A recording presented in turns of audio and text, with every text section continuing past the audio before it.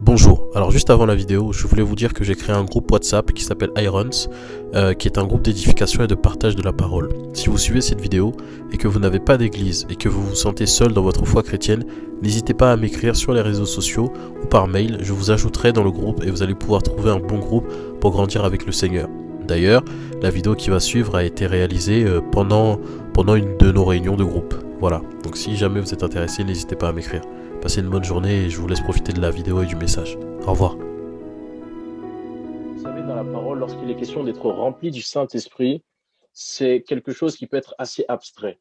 Oui, mais pourquoi est-ce que je dois être rempli du Saint-Esprit? Quel est le but? Qu'est-ce que ça m'apporte d'être rempli du Saint-Esprit? Pourquoi est-ce que c'est ça? Vous allez vous rendre compte, pardon, vous allez vous rendre compte d'une chose, c'est que plus vous lisez la parole de Dieu, et plus vous allez remarquer que les versets qui disent remplis du Saint-Esprit sont suivis par la suite, non pas de miracles, mais d'actes de foi, d'actes d'audace et d'actes de transformation de l'âme. Qu'est-ce que je veux dire par là? Je vais vous citer plusieurs versets. Dans Actes, chapitre 4, verset 8, alors Pierre, rempli du Saint-Esprit, leur dit, chef du peuple et ancien d'Israël. Et après, donc au verset 9, il commencera donc à leur parler. Puisque nous sommes interrogés aujourd'hui au sujet d'un bienfait accordé à un homme malade, afin que nous disions comment il a été guéri, parce que Pierre venait de guérir la personne qui était à côté, le malade qui était à côté donc de la porte, qui toujours avait des problèmes, et il lui a dit, s'il te plaît, donne-moi quelque chose, donne-moi de l'argent. Et Pierre lui a dit, je n'ai ni or ni argent, mais ce que j'ai, je te le donne. Sois guéri au nom de Jésus. Et la personne s'est levée. Et après, les religions ont commencé à être très énervé contre Pierre et à dire non mais Pierre, qu'est-ce que tu fais? C'est pas normal. Comment ça tu guéris les gens? Pourtant ton Jésus là, je crois que c'était fini. Et Pierre leur répond, mais au verset 8, alors Pierre, rempli du Saint-Esprit, leur dit, chef du peuple et ancien d'Israël, puisque nous sommes interrogés aujourd'hui sur un bienfait accordé à un homme malade, afin que nous disions comment il a été guéri, sachez-le tous et que tout le peuple d'Israël le sache, c'est par le nom de Jésus-Christ de Nazareth que vous avez crucifié et que Dieu a ressuscité des morts. C'est par lui que cet homme se présente en pleine santé devant vous. Donc, Pierre a été rempli du Saint-Esprit. Pourquoi? Pour annoncer la nouvelle de Christ. Pierre a été rempli du Saint-Esprit pour ne pas céder à la peur. Parce que c'est parce qu'il était en face de religieux qui, avant, avaient troublé son âme de telle sorte à ce que, avant que le coq n'ait résonné, il avait trahi Jésus. Aujourd'hui, ces mêmes types de religieux viennent devant lui et le réaccusent encore une fois, et en plus là, avec des preuves à l'appui, lui disent, non mais là, ce que tu fais, Pierre, c'est pas possible, c'est pas normal. Mais parce qu'il est rempli du Saint-Esprit, il ne démord pas, il n'a pas peur et il annonce Christ avec assurance. Donc, premier verset. Deuxième verset, on voit encore Zacharie. Là, c'est dans Luc, chapitre 1, verset 67. Zacharie, on va prendre le verset 67. Zacharie, son père, fut rempli du Saint-Esprit, il prophétisa en ces mots. Béni soit le Seigneur, le Dieu d'Israël, de ce qu'il a visité et racheté son peuple, et nous a suscité un puissant sauveur dans la maison de David, son serviteur, comme il l'avait annoncé par la bouche de ses saints prophètes des anciens temps.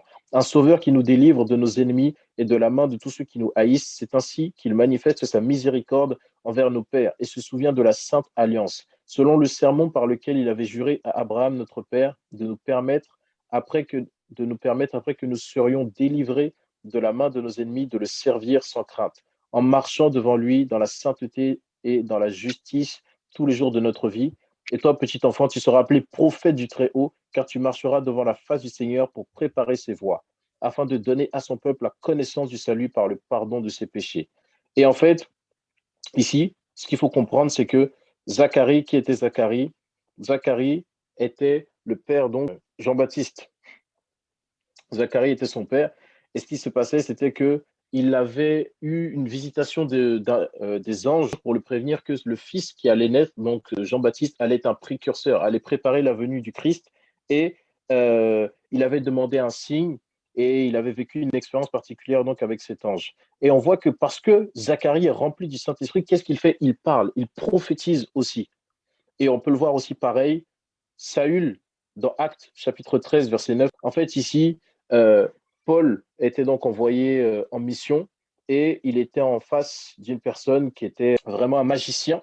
C'était Élimas, on peut le voir au verset 8, mais Élimas, le magicien, euh, car ce que signifie son nom, leur faisait opposition, cherchant à détourner de la foi le proconsul. Et donc, ils étaient venus en mission pour évangéliser. Et qu'est-ce qui s'est passé? le magicien, l'homme des ténèbres, venait et faisait tout pour ne pas que la personne puisse recevoir la parole de foi, le proconsul, être touché, être converti. Et Paul, rempli du Saint-Esprit, a déclaré des paroles. Et quand il a déclaré ces paroles, il a non seulement donc touché le sorcier, mais plus que ça, il a ouvert la porte pour que la personne qui est le proconsul puisse recevoir la foi dans son cœur. Donc, où est-ce que je vais en venir? Je vais en venir sur la distinction qu'il y a entre le fait d'être rempli du Saint-Esprit et le fait, comme je l'ai lu dans Luc 4, d'être revêtu de la puissance de Dieu. Lorsque Jésus est sorti du désert, verset 14, Luc 4, chapitre 14, Jésus, revêtu de la puissance de l'Esprit, retourna en Galilée. Et qu'est-ce qui s'est passé? Sa renommée se répandit dans tout le pays d'alentour. Il y a une différence entre la renommée et la réputation. La réputation, c'est ce que les personnes pourraient dire de vous au travers de votre caractère. C'est-à-dire, ah, c'est une personne gentille, c'est une personne agréable. Ça, c'est votre réputation. Mais ce qui concerne la renommée, c'est votre capacité à manifester le surnaturel. On dira de la renommée d'une personne, on dira, quand on parlera de renommée, ah, cette personne a fait tel miracle. Ou alors Dieu est passé au travers de lui pour peut-être guérir un aveugle, guérir un sourd, etc. Tout ce qui est renommé, c'est les actes. C'est quel acte, par la puissance de Dieu, vous avez réussi à faire et à manifester. Donc, verset 14, c'est la renommée de Jésus. Donc, quand il est ressorti du désert et que la puissance de l'Esprit était sur lui, il est ressorti pour aller faire des miracles. Mais quand il est rentré dans le désert, il est rentré rempli du Saint-Esprit, mais pas revêtu de la puissance d'en haut. Et donc, on peut se dire, mais alors être rempli du Saint-Esprit, ça ne libère pas de la puissance? Il n'y a pas de puissance dans être rempli? Oui et non. Pourquoi oui et non? Parce que le fait d'être rempli du Saint-Esprit, ce n'est pas la puissance latente des miracles. Ce n'est pas la puissance explosive qui te permet d'impacter quelqu'un ou qui va te permettre de manifester peut-être tout de suite un don de guérison, un don de foi, tout de suite tu vas le manifester. Non. Quand la Bible parle de l'expression être rempli du Saint-Esprit, c'est être dans une communion si grande et si forte avec lui que notre âme est totalement, parce que donc l'âme est en train d'être sauvée, l'esprit est déjà sauvé, mais notre corps, lui, sera sauvé.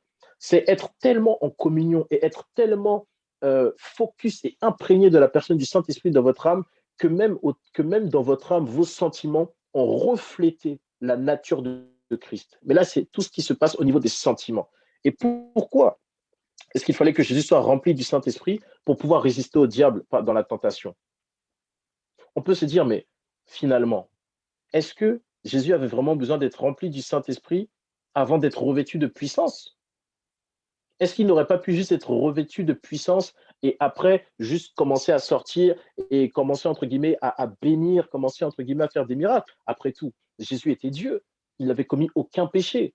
Il n'était même pas né de la même manière que nous. C'est-à-dire qu'il manquait un chromosome à Jésus parce que il n'y avait pas eu fécondation humaine normale homme-femme. Il y avait juste eu fécondation d'une femme qui, sous l'effet du Saint-Esprit, a engendré un être. Mais c'était un être à part.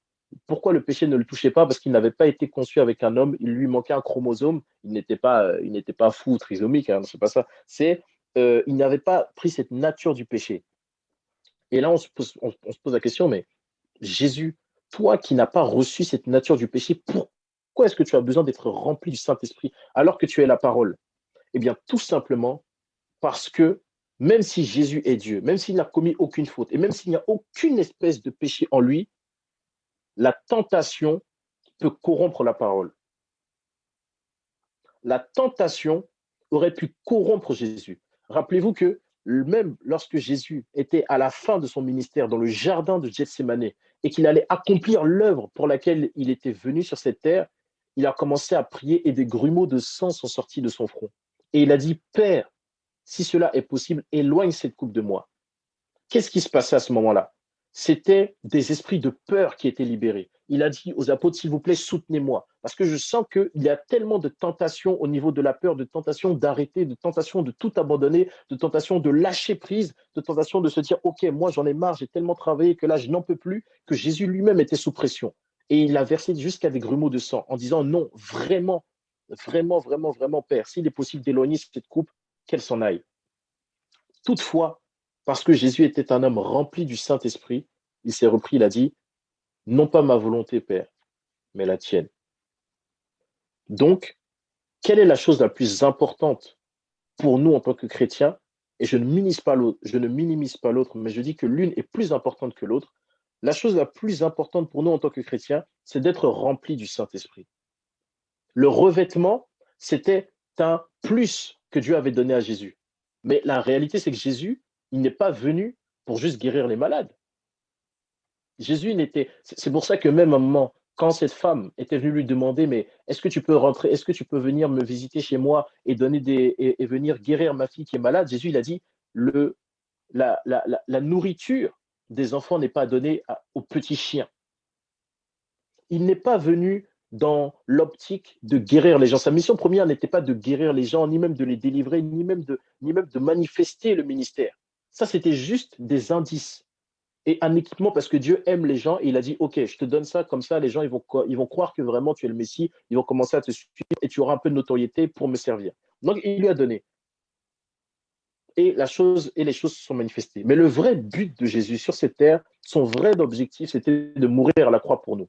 Et au moment où il allait atteindre cet objectif-là, qu'est-ce qu'il a sauvé? Ça n'a pas été l'onction sur lui. Parce que lui-même, il le dit, à tout moment, il aurait pu crier au ciel et des myriades d'anges viennent et il décime ses ennemis.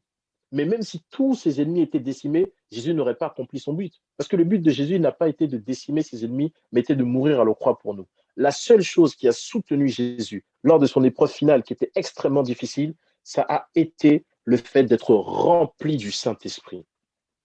Et quand je parle de remplir du Saint-Esprit, je parle d'augmenter la capacité et le volume d'onction personnelle à l'intérieur de nous. Parce que vous savez, il y a l'onction sur nous. Là, je parle, et l'onction sur nous, ça fait référence à ce que j'ai dit tout à l'heure avec le ministère, la puissance qui vient, vous faites des choses, etc. Mais il y a aussi l'onction en nous, l'onction de notre communion avec Dieu. Et cette onction, c'est la plus précieuse et la plus importante. Pourquoi? Parce que non seulement, on l'a vu, les personnes remplies du Saint-Esprit marchent dans une foi telle que la peur n'a plus la place, mais cette onction aussi vous empêche de faire les mauvais choix. Si vous vous dites, mais quel est le bon choix à faire pour moi? Je suis perdu, je ne sais pas ce que je dois faire, je ne sais pas dans quelle direction est-ce que je dois aller, augmenter le niveau de la communion et de l'onction à l'intérieur de vous. Parce que cette onction est celle qui vous connecte automatiquement à la voix de Dieu. Que vous en soyez conscient ou pas, elle vous connecte. Vos choix sont les choix de Dieu. Et cette onction aussi brise la peur. On voit les personnes qui ont fait peur hier à Pierre, lorsque Pierre s'est retrouvé en face d'eux, parce qu'il était rempli, il a dit, moi je n'ai pas peur de le dire, c'est Jésus-Christ de Nazareth qui a fait ça. C'est Jésus-Christ de Nazareth qui a guéri cet homme, alors qu'auparavant il l'avait renié. Parce que cette onction l'a transformé. Parce que cette onction lui a permis, cette onction à l'intérieur de lui, lui a permis de manifester le caractère de Christ. Aujourd'hui, mes frères et sœurs, le plus important pour nous, ce n'est pas d'être vêtu de la puissance d'en haut. La puissance, on va la voir, mais c'est d'être rempli du Saint-Esprit, rempli de notre communion. Et je le disais, voilà, cette communion va nous aider à, faire les bons choix, 2, à bannir la peur, à être en confiance. Quelqu'un qui est rempli du Saint-Esprit, c'est quelqu'un qui a une pleine conviction que Dieu est là, que Dieu est avec lui. Or, la Bible dira, à celui qui est ferme dans ses sentiments, tu assures la paix. Donc, faire les bons choix. 2, être rempli de conviction. Et comme je viens de le dire avec le verset, 3, avoir de la paix, être dans une paix continuelle que nul ne peut troubler. Pourquoi Jésus leur a soufflé dessus et leur a dit, je vous laisse ma paix? Il était en train de leur montrer, de leur dire prophétiquement, par le Saint-Esprit qui va vous remplir, vous serez dans une paix totale. Voilà pourquoi Jésus se levait très tôt à l'aube et il allait directement prier. Il se mettait tout seul sur sa montagne, il priait. Non pas pour dire j'ai besoin de la puissance, mais j'ai besoin de la communion pour rester tel que je suis, pour ne pas être tenté de gauche à droite. 4e chose, le Saint-Esprit à l'intérieur de vous qui vous a rempli vous évitera de tomber dans les tentations. Et ici, je le dis, être tenté n'est pas un péché. Le fait que vous ayez des tentations, ça ne veut pas dire que vous avez péché. Ce n'est pas parce qu'une opportunité de faire le mal qui se présente devant vous et que vous regardez cette opportunité que vous êtes en train de pécher. Non, le péché, c'est lorsque vous passez à l'acte. Mais être tenté n'est pas un péché. Donc, Jésus lui-même a été tenté. Donc, voilà. Et lorsque le péché se présente, c'est la puissance de l'onction à l'intérieur de vous, parce que vous êtes rempli du Saint-Esprit qui va vous permettre de tenir ferme. La Bible dira que aucune épreuve ne nous est donnée sans que nous n'ayons la capacité de nous en sortir, sans que nous n'ayons la capacité de surmonter cette épreuve. Mais quelle est cette capacité? D'où vient-elle? Elle vient de l'onction à l'intérieur de nous. Dès qu'il est question de capacité, il est question d'onction. L'onction à l'intérieur de vous vous booste et vous donne la capacité de traverser n'importe quelle épreuve, n'importe quelle situation, même la plus dure qui soit, la dépression, la tristesse, la solitude, la mort, la peur du lendemain, la peur d'être seul, la peur de mourir. Le Saint-Esprit à l'intérieur de vous, parce que vous êtes rempli, vous donne la capacité de dépasser tout ce type de sentiments et de revêtir les sentiments de Christ. C'est la chose la plus importante. Cinquième point, Jésus à l'intérieur de vous. Donc, vous, remplis du Saint-Esprit, remplis de cette communion avec Christ, cela vous donne aussi la capacité d'influencer les autres. Pourquoi?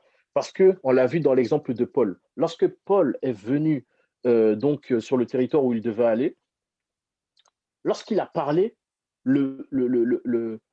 l'autorité du pays dans lequel il était tellement touchée par la parole. Et puis, il y a même encore un autre verset avec Paul où Paul explique certaines choses à une autre autorité et la personne et l'autorité lui dira, c'est un païen, arrête, si tu continues de parler comme ça, tu vas faire en sorte que même moi, je me convertisse. C'est la puissance du Saint-Esprit à l'intérieur de vous qui rend vos mots impactants, qui rendent vos mots différents, qui rendent vos mots percutants dans la mentalité, dans l'âme, dans l'esprit des personnes. Vous voulez percuter les gens, vous voulez leur dire un seul mot, ils sont touchés, la communion avec Dieu, remplie du Saint-Esprit. C'est ça, c'est ça, c'est ça. Plus vous allez l'augmenter et plus vous allez voir que le vase aussi va grandir. La Bible dira que nous sommes des vases d'honneur. Donc, quelle est la chose la plus importante qu'on ait? C'est accueillir quelque chose dans ce vase. Et nous accueillons la personne du Saint-Esprit qui peut élargir notre vase de manière à ce que nous puissions en accueillir encore plus, ou alors qui peut même agrandir le vase de manière à ce que nous puissions en accueillir encore plus haut, dans une plus haute dimension. Mais il ne faut jamais oublier que vraiment, vraiment, vraiment, vraiment, être rempli du Saint-Esprit, c'est ce qui permet à tout chrétien de vivre la vie de Jésus et de vivre avec le caractère de Jésus. Aujourd'hui, vous savez, on a beaucoup prêché sur les miracles, l'onction. On cherche ça parce que c'est de l'inédit, parce que c'est du tout nouveau. J'ai bien fait d'enregistrer ça. Je vais envoyer ça à Eliel. Le Saint-Esprit m'utilise là. On a dit que vraiment, il fallait il fallait rechercher la puissance, il faut la démontrer, c'est très très important et il le faut, il le faut, il le faut. Mais la puissance ne sauve personne. La puissance ne sauve personne. Guérir des gens ne sauvera pas les gens. Jésus lui-même l'a dit. Vous courez après moi, pourquoi? Non pas parce que vous croyez en moi, mais parce que vous avez faim et je vous ai donné à manger. Parce que vous qui étiez malade, je vous ai guéri. C'est pour ça que vous êtes derrière. Mais si demain, moi, j'arrête de faire ça, vous n'allez pas avoir saisi même le fond du message et le fond de ce que je suis en train de vous apporter. Parce que vous n'êtes pas rempli du Saint-Esprit. C'est pour ça que derrière, même Philippe, qui, qui restait tout le temps avec Jésus, a osé lui poser cette question. Et même Jésus était très, très étonné. Il a dit, mais vraiment, mais depuis qu'on est ensemble, toi, vraiment, tu n'as rien compris, en fait, à tout ce que j'annonce. C'est dans Jean 14, au verset 8. À ce moment-là, même Jésus était choqué. Jean 14, verset 7-8. La Bible dira, et c'était Jésus qui parlait, si vous me connaissez, si vous me connaissiez, vous connaîtriez aussi mon Père. Et dès maintenant, vous le connaissez et vous l'avez vu. Au verset 8, Philippe, qui a vu Jésus guérir les gens, qui l'a suivi parce qu'il a guéri les gens, qui l'a suivi parce qu'il a vu qu'il a marché sur l'eau, qui l'a suivi parce qu'il a vu tous les miracles qu'il a fait. Il s'est dit, il y a quelque chose. Donc, au verset 8, la Bible dira, Philippe lui dit, Seigneur, Philippe parle à Jésus, Philippe lui dit, Seigneur, montre-nous le Père, et cela nous suffit. Et là, Jésus est dépité, Jésus est choqué. Jésus dit, au verset 9, Jésus lui dit, il y a si longtemps que je suis avec vous, et tu ne m'as pas connu, Philippe. Celui qui m'a vu a vu le Père. Comment dis-tu, montre-nous le Père? Ça montre à quel point est-ce que les miracles, la manifestation de la puissance de Dieu, la manifestation du surnaturel, la manifestation de la gloire de Christ, la manifestation de tout ce qu'on a pu dire sur lui et de sa renommée n'amènent pas les gens au salut. Et à quel point est-ce que ces choses ne sont là que pour attirer les personnes, Mais le fond, ce qui changera la vie d'une personne, ce sera un message. Ce sera le fond. Ce sera jamais la forme. La puissance, c'est la forme. La puissance, la transformation, c'est la forme. Mais le fond garantira une vie de succès, de réussite et garantira surtout une grande compréhension du cœur de Dieu. Aujourd'hui, j'aimerais mettre l'accent particulièrement dessus. Merci Olivia d'avoir traité de ce thème au début en introduction, parce que je pense que c'est la chose première que nous devons faire. Aujourd'hui, le but n'est pas d'être revêtu, parce que nous le serons. Parce que de tous les cas, quand vous êtes en communion avec Dieu, vous finirez par être revêtu, parce que c'est comme ça. Mais le but premier, c'est d'accroître notre communion avec lui et d'augmenter le niveau du Saint-Esprit en nous. Et là, comment est-ce qu'on dit augmenter le niveau du Saint-Esprit en nous? Comment est-ce que ça se fait? Olivia nous l'a partagé. La Bible dira entretenez-vous par des hymnes et des cantiques spirituels. La Bible dira aussi soyez toujours joyeux. Le Saint-Esprit aime là où il y a de la joie. Lisez la parole de Dieu. Entretenez-vous. Parce que cette onction, c'est la seule garantie que vous avez de ne pas chuter. Le pasteur Bénin, grand pasteur, disait quand on lui avait posé la question, quel conseil est-ce que toi tu donnerais aujourd'hui à des jeunes ministres qui commencent vraiment dans l'évangile? Qu'est-ce que tu ferais? Pasteur Béni leur a dit, moi je ne leur donnerai qu'un seul conseil, c'est emmagasiner la parole de Dieu. Emmagasiner la parole de Dieu. Et donc les personnes ont dit, oui, mais pourquoi? Parce que, et Béni leur a répondu, parce que lorsque vous serez seul dans votre chambre et que vous aurez des moments d'abattement, est-ce que vous aurez des moments où ça ne va pas? Et que vous aurez même peut-être des moments où vous commencerez même à vous dire, mais est-ce que tout ça c'est réel? La seule chose qui pourra vous soutenir dans ces moments-là, ce sera la parole de Dieu. Ce sera ce que vous avez emmagasiné de la parole de Dieu. Ce sera à quel point votre âme a été remplie par la personne du Saint-Esprit au travers de sa parole. Donc vraiment, mes frères et sœurs, moi, c'est sur ça que j'aimerais insister. Je crois que cela a parlé à beaucoup de personnes. Je sens la grâce de Dieu sur moi pendant que je parle. Je peux vous le dire. La saison qui arrive est une saison où nous devons prendre la décision d'augmenter notre niveau de plénitude du Saint-Esprit en nous, d'augmenter notre niveau d'onction du Saint-Esprit en nous. Vous ne voulez plus subir, vous voulez dominer, augmenter la puissance du Saint-Esprit en vous. Vous voulez être ceux qui prennent, vous voulez être les personnes qui allaient prendre les décisions, augmenter la puissance du Saint-Esprit en vous. Vous voulez être les personnes qui allaient être les futurs rois. Vous voulez dominer un territoire spirituel. Vous voulez que lorsque vous parlez, la chose arrive. Prenez la décision d'augmenter la puissance du Saint-Esprit à l'intérieur de vous, mes frères et sœurs. Prenez la décision d'augmenter et d'être encore plus rempli qu'auparavant. Vous passiez 1 heure, passez 2 heures, vous passez 30 minutes dans la parole, passez 45 minutes. Commencez à augmenter les doses, commencez à augmenter les doses, commencez à augmenter les doses. Parce que le temps qui arrive, les tentations sont de plus en plus grandes. Parce que pendant le temps que nous sommes en train de vivre, la puissance des ténèbres est encore plus déchaînée. Ça fait en sorte qu'aujourd'hui, il suffit uniquement même d'avoir un petit moment d'égarement que vous pouvez perdre la foi. Que vous ne pouvez pas perdre la foi en Jésus-Christ, mais que vous pouvez vous dire ah Seigneur, je ne crois pas que tes promesses vont s'accomplir. Je ne sais pas si je vais être béni. Je ne sais pas. Vous pouvez commencer à perdre. Vous pouvez commencer à perdre la foi en ce que Dieu vous a dit. Les temps sont terribles. La Bible dirait que les temps vont être encore plus terribles. À tel point que même s'il était possible de retirer la foi à ceux qui croient, eh bien, Satan le ferait. Tellement que la tentation va être présente. C'est pourquoi, mes frères et sœurs, ne regardons pas la tentation. L'onction, c'est bien.